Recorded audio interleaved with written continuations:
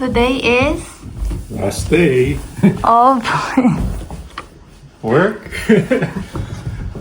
Huling araw na sa trabaho, kaya happy day. happy din si Brie. Kaya nga, sa bukas pupunta tayo sa Canmore para mag-celebrate ng konti kami ni Molly. At pag-usapan natin kung ano nangyayari at paano yung mga pinagdaanan, kumbaga, para makuha tong bagong trabaho natin. So, stay tuned kayo at mag-subscribe na kayo kung hindi pa kayo nagsusubscribe.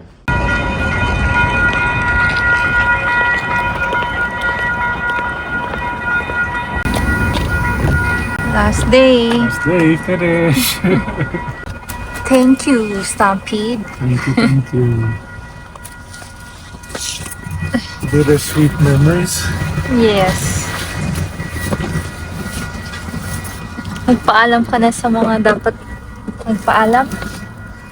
Yeah. Pagparo na sa mga trabaho, sa mga nakilala, naging mga kaibigan din. Pero siguro time nga to move on. Yeah. Si Alex usually pag may inventory siya or kailangan niya na mag-set up ng mga computer, nililibot mo to, no? Yeah. Malat na yung mga building na yan hanggang sa dulo. Ito yung pinakabagong building dito sa port. Hanggang dito naman. Is this the last time I can see you in a while? Is it the truth that you'll be living tonight? We should take a walk then a swim in the sea. That would mean everything. So si Alex, last day niya ngayon, tapos next week work from home na siya. Ako naman, starting next week, start na ng commute ko. Hindi na ako passenger princess. Pero I'm so happy na may work na nga si Alex, and full time talaga, and yun talaga yung kailangan ng family namin. Yan, traffic. Ito talaga lagi, traffic. Pag pauwian na kasi rush hour. Ayan, punta na kami ng Canmore, and guess what? Hindi pa nga kami nakakaalis. Walang. For the road lang. Kuha tayo ng chocolate para gising, di ba? Ay, nako, Brie! Stop it! Pati si Brie, gusto daw.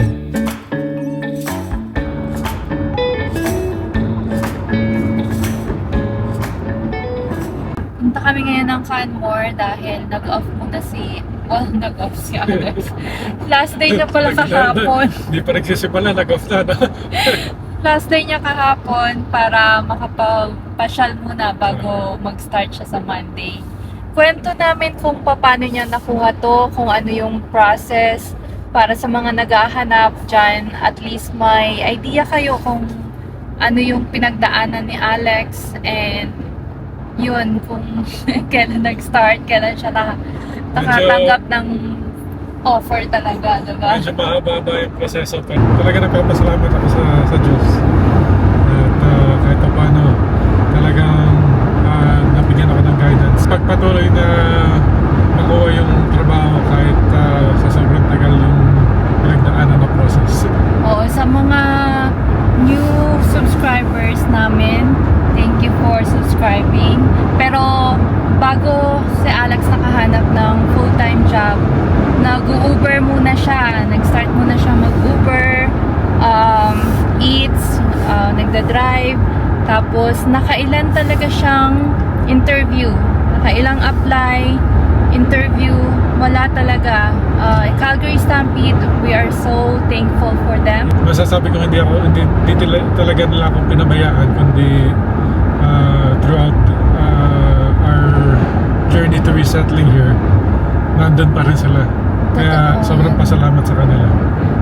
Although syempre, casual part-time si Alex. Yun nga, yun yung main reason. Hindi naman sa ano, kung full-time ako doon, malamang nandun pa rin ako sa Stampede. Madami talagang heartbreak na pinagdaanan kami, lalo na si Alex, kasi syempre ilang beses siyang Kumbaga na-reject. na-reject. yung ups and downs kumbaga ng journey na naghahanap talaga ng full-time work. Sobrang mahirap pala, kaya sa mga naghahanap dyan, huwag kayong mag-give up. Dahil kasi talagang medyo matumal yung market. Totoo, lalo na sa IT. no? Yeah, pero yun nga, never give up. Keep on going. At pagka nakukuha nyo mga rejection letter, emails, wag kayong mag-give up. Alam ko yung naramdaman nyo na talagang yung steps lang na at oras na binubuhos nyo para ma-practice yung mga pag-interview nyo at mag-ready at lakasan yung loob para pumasa.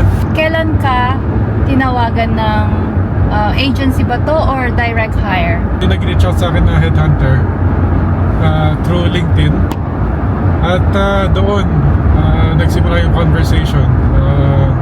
Binigay sa akin yung job description at pagkatapos kong basahin at nakita ko na karamihan ng mga requirements doon sa role sakto nagtutugma doon sa mga ginagawa ko na past experience. So yung isa pa doon, yung lalo na nag-stick out is yung naghanap sila bilingual. Kaya parang nung binabasa ko yun, parang nagdodoble isip ako kasi yung iba, di ba, nagre-reach out pero scam. Kaya talaga nag-double isip ako, binasa ko muna, dinouble check ko yung profile ng tao na nagre-reach out sa akin para lang panigurado na legit ba. So December 17 tumawag siya. Kaya sabi niya, very solid yung background ko at malaking chance na pwede kong makuha yung role ko sakali. So before mag-Christmas, nag-reach out ulit yung taong kausap ko. At this time sabi niya gusto nila mag-move forward sa interview process. So yung susunod na steps is kakausapin daw ako ng account manager nila para mag-run through do sa magiging process do sa side naman ng company. May nahinto ngayon, or hindi, nag-stop na. Ayun, may nahinto. May nahuli na nag-speeding siguro. Yeah.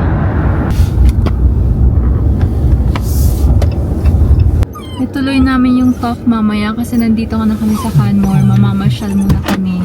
Tapos, Bayad lang muna mamaya, continue natin.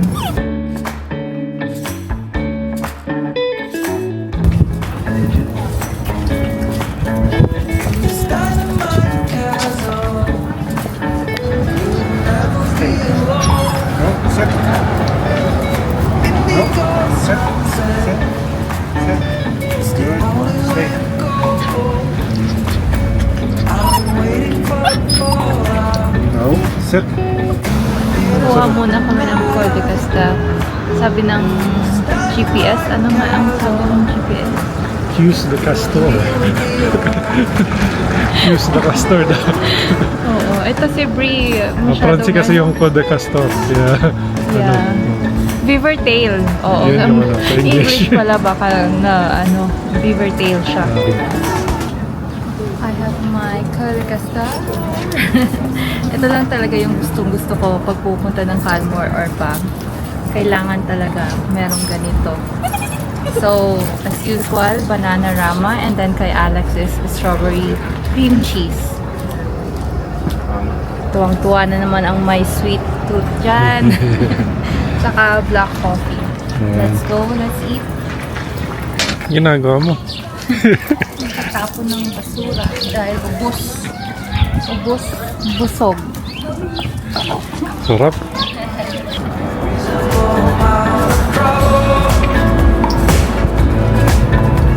We're so much better together this time around. And the way I feel tonight will soon improve. But in every little cell, the conclusion is I love you. It's just the love that I always dreamed of. It feels like it's all in It's one. romantic. When I'm with Ngayon lang ulit kami nakapunta dito sa Canmore.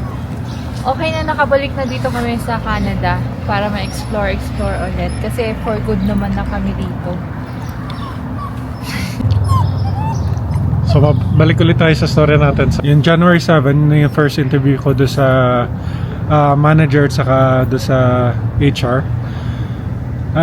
Pero bago mag-interview talagang nag-practice ako. Halos sinabot ng 1 week siya. Kaya nung umabot doon sa time na nag-interview na, yung mga bagay na in-expect ko na tanong sa akin, hindi naman lahat. Kaya parang naging sobrang relax yung interview eh. Kaya napaka-smooth. As in, parang conversation lang yung nangyari with the manager saka doon sa HR. Yung umpisa yung manager nagtanong sa akin, may mga technical questions naman na tinanong, which is buti naman nasagot ko. At nung dumating naman sa HR, satisfied din sa mga sagot ko. Overall, nakita ko na medyo confident ako na okay yung naging resulta doon sa interview. Kaya sabi sa akin, may mga interviewin pa daw. Babalik na lang sila within hopefully end of the week. So, yun nga, nagulat kami, well, lalo na ako dahil kasi the following day pa lang may nakuha akong email doon sa HR na sinasabi na we were happy with the interview at may papasa daw sa akin na assessment. I-rundown ko na lang yun. At yun yung kala ko yun na nga na pagkatapos ng assessment may pag-asa na mabigyan ng offer letter. Oo, pero yung assessment, kumusta naman? Yun na nakakaano. Sa mga naghahanap ng work ha, baka Yeah. ma-encounter nyo to. So, pakinggan nyo si Alex. Kung maaari, yung masasabi ko lang is wag kayong magpuput ng guard down kasi yung assessment na na-expect ko na sabi kasi sa akin 30 minutes lang abutin. Oo. yung pagsimula ng assessment, sabi ko sige, mga question lang, parang simple lang. Yung sasagutin mo doon is strongly agree or strongly disagree. Tapos may mga numbers yon. So pipili ka, di ba? Yung first steps nung assessment, mga words lang, single words na tatanungin ka kung strongly agree, strongly disagree, di ba? So mapapaisip kayo, di ba? Parang napakasimple lang to. Sige. Yeah. Disagree, agree. Sige. Pili nasagutan niya na 'yon. Nasa 100 na, akala ko yan na, patapos na. Ina-expect ko nga mga 20 questions lang, okay na eh. Pero dahil kasi assessment, di ba? Pero hindi, umabot na ako ng 100, tapos sabi ko, yan na, malapit na ako matapos.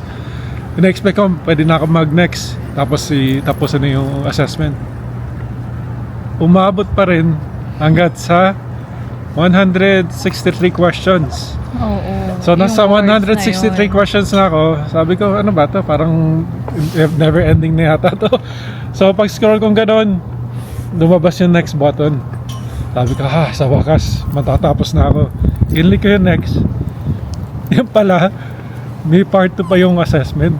Oo, may part So na. which is questions na naman, pero this time, yung nangyari is mga questions talaga na phrases. Tapos ganun pa rin yung steps. Strongly agree, strongly disagree. Tuloy pa rin ang tuloy. Sabi ko, sana naman ilan na question na lang to. Umabot ako sa huli. Siguro nasa 90 questions na. Sabi ko, kumonte. Sige, okay na. May next button na naman. Pag-click ko ng next, ayun na naman. May part 3 pa. Oo, May part 3 pa. Kaya sabi ko, akala parang ko talaga ano ba kay talaga yung mga Alex, to? sabi ko, ini-expect ko 30 minutes tapos na siya. So ko, hindi pa bumababa sa main floor. So iniisip ko baka nag-nap. Kala na nga nakatulog ako dahil nga talaga lampas pa ng 30 minutes na take ko para gawin yung assessment nila. Dahil kasi, yun nga, yung sinabi din sa akin, kung pag tinay ko yung assessment na yun,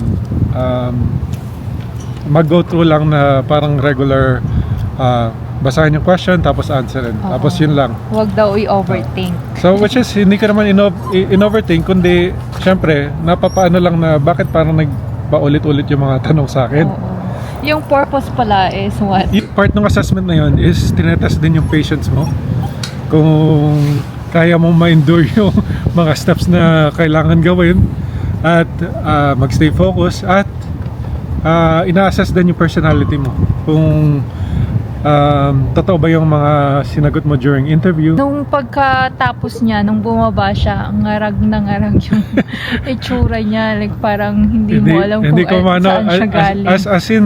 As in, syempre, talagang interesado ako doon sa role. Talagang focus na focus ako. Gusto ko talagang maging okay yung assessment. At hindi ko ina-expect talaga. Sa huli, Ganon. halos sabihin natin, 3 steps siya, tapos total na 300 questions. Lahat-lahat. At halos 1 hour and a half ko ginawa siya. Kaya medyo natagalan. As in, Hindi natagalan. 30 minutes na. Kaya kala ko nga, pasalamat na lang, hindi walang timer o naman. Kundi talagang idadaanan mo lang talaga yung mga questions at Tapos, sasagutin mo siya. May nabanggit sa'yo, diba, yung headhunter na may mga hindi daw nakakapasa. Yan, dahil nga hindi napasa yung assessment. Kaya talagang thorough siya. Saka magaling din yung technology na ginagamit nila dahil kasi part nun is psychological, di ba? Tinitingnan nila talaga kung totoo yung sinasabi mo at kung paano ka mag-react sa mga sagot nila. Canmore Hotel pala yan, oh. Ops, yatang bumili dito. Hindi, pigilan mo sarili mo. Puro mga candies, oh. Maple ice wine. Oh, ayan, oh. Mga collection din ng Kres. Oo nga. Pero pag nandito na si Rai, wala. Kayong dalawa talagang mananalo. Dami yung lahat candy nga dito. Wow. Candy World. Ano, mag-open house tayo. Joke lang, tingnan nyo naman ito. Oh, grabe. 1.7. Bahay, ang presyo. Ito, 756. 7. One bed, one bath lang. Dito sa Canmore. Ito, half duplex. Dito. Asan? Ah, yan pa, oh. Wow. 1.5, 950. So, kung bibili tayo dito, yung ang liit ng bahay, 1.8. Ano sa'yo? 1.4. Ang taas din pala ng value ng mga bahay dito. Ano? Ito, 160. Ano yan? Fractional ownership lang. Parang timeshare kaya. I think so. Oh, wow. Never mind. Wag na tayo ditong bumili and wag na tayong mag-open house. Oh, nagutom na. Ano to? Mga chicken. Chicken.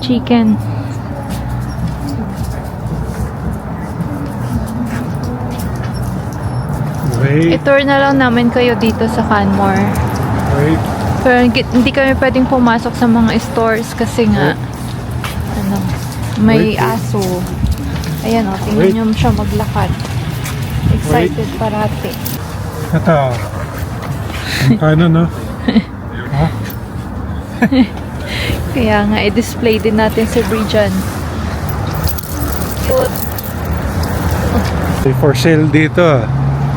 Pero parang tiny house kaya yan? Ano siya? Parang trailer? Ma-open no, para makita natin. Oo. Walang May fire pit. May upuan. Pero ito dun yung katabi niya eh. Parang ano dun eh. Bahay ba yan? Pero ang daming lamesa. Ito bahay. Ito parang restaurant. Here on Faith Canoe Mountains. Hi! Water? Water? Yeah. Balik na ulit kami sa... Sa kotse, medyo Kotse. lumalamig na. Yeah. Nagginawa ko na yung assessment. Nag-double isip ako dahil hindi ko talaga alam kung ano i-expect doon dahil sa sobrang daming question. Buti na lang na may bumalik na agad sila na Oo. na okay daw yung mga sagot ko at satisfied naman sila, and gusto nila mag-move forward sa final interview. Oo. So, mga ilang weeks ba? Or 1 week or 2 weeks ka naghintay? Para Halos mga 2 weeks ata yun, kaya nakakuha ko ng invitation ulit para doon sa final interview, at yun na, panibagong pag-ready ko na naman yun, dahil kasi nung makuha ko yung email na going forward for final interview, kala ko yung email na yun may offer na, dahil kasi dumaan na ako sa assessment nila, at mukhang okay naman yung sagot ng HR. Yung pala, yun nga, may final interview pa pala. Oo. Tapos this time, nag-aral din talaga siya ng French kasi nung una Yeah. hindi siya tinanong in French. Kung sakaling maging French yung usapan, hindi ko alam kung magiging okay yung mga sagot ko. Dahil nga sa final interview na to, gawin pa rin bigla yung interview, kaya nag-practice na rin ako na French questions, English to French yung mga interview questions. Kaya buti naman, yes, pinansi nga ako, pero short lang kasi yung reason pala nila na gusto nilang bilingual is kailangan nila may makasupport doon sa Quebec, sa Montreal. May facilities din daw sila doon, at malamang parts nun is yun yung susuportahan ko. So yung final interview, ina-expect ko na French, mga questions na dagdag na potentially much heavier. Yung manager at saka yung senior na pinaka-senior ng group, ng team, ang nandun, saka yung HR. Kaya overall, smooth din talaga yung kinalabasan, kaya napaka-thankful ako. Overall, talagang makikita ko na kaya ko makipagtrabaho sa kanya. Tsaka yun nga, back and forth, ni-run through yung kung ano yung systems na ginagamit nila. Tapos yung talagang yung open up na regarding sa role, sa kung ano yung itsura ng day-to-day bilang IT do sa company. Yung ina-expect ko na sobrang dik-dik lalo sa questions, naging smooth lang, na naging conversation lang halos. Kasi yung mga past interviews mo, diba? As in talagang technical, and ngayon Yung iba kasi umpisa technical tapos nagiging behavioral bigla sa second interview. So yun yung structure nung na-expect ko. Pero dahil nga siguro vetted na ako doon sa headhunter, in-interview na nila ako. Sa side naman nung company, kinilala lang talaga nila ako. Tsaka at the same time, binigyan nila ako ng opportunity na makilala talaga sila. So January 21 na to. Yung January 7 yung una, diba? So yun yung ganong katagal na nagbabalikan talaga yung conversation. Mga ilan na beses din ako nag-request na time off sa trabaho para mag-ready. Kaya after nung mga ilan na weeks na pinagdadaanan kong process na yun, finally may nakuha na kaming email na kala ko offer letter na, pero dahil kasi nagdadrive pa ako na nakita yun pero nung huminto at nakita yung sulat, may reference check pa pala. kaya syempre hindi natin alam, halos final, as in final na, pero ganun ka thorough talaga yung process nila, diba? So January 21, tapos Wednesday yon, tapos nung Friday yun nga, doon siya hininga ng reference letter, references, right? Yeah. Kinontak ko muna yung mga reference ko para lang bigyan sila ng heads up na baka may mag-reach out sa kanila. Pero Friday na yun di ba? Alas. Oo. Medyo na late yung pag-contact sa mga reference ko, kaya bali 3 yung hiningi nila. 2 na contact na nila yung bandang tanghali. Tapos yung pangatlo, parang hindi na contact, kaya walang offer letter. wala ako na receive. Na-expect ko na makakuha ko na offer letter by end of the day ng Friday. Kaya Talaga napaisip tuloy kami. Weekend, ano na naman, medyo Oo, nag-overthink kami na, Oo, para sana pabalik-balik. naman yung isang references, maganda yung binigay sa kanya. Kasi parang, di ba, reference hindi natin alam. Yeah. Pagkakilala doon sa bibigay mga reference, okay naman, good outstanding relationship naman yung kayo, kaya yun yung ibibigay mga reference. Pero weekend, umabot pa sa weekend na halos na biglang napapaisip na kami, balikan na, hala, baka naman hindi ko na nangyari o naman. Kaya nung nakita yun yung video ni Alex na meron ng offer letter, 'di ba? Ilalagay ko ulit dito. Grabe talaga yung happy namin kasi grabe yung pinagdaanan.